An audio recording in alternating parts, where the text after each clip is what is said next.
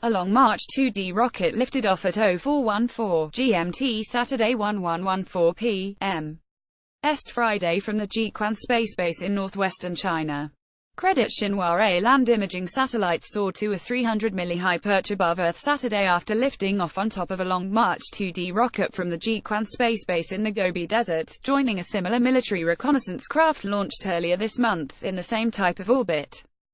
The spacecraft, dubbed LKW-2, will be mainly used for remote sensing exploration of land resources, China's state-run Xinhua news agency reported. The Long March 2D booster lifted off at 0414 GMT Saturday 1114 p.m.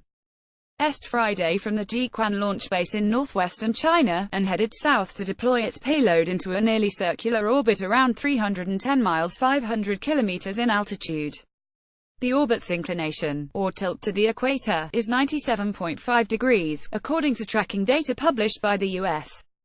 military. The circumstances of Saturday's mission, which blasted off at 1214 p.m.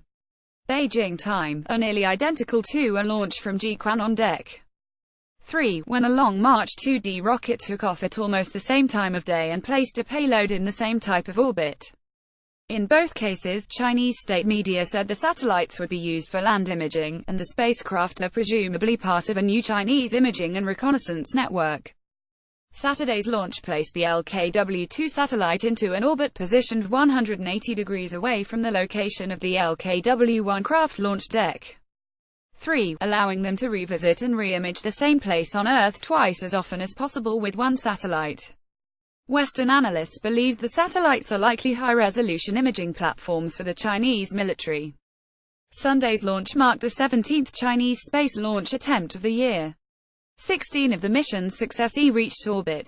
Email the author. Follow Stephen Clark on Twitter at StephenClark1. China Earth Observation Jiuquan Launch Q2 Long March 2D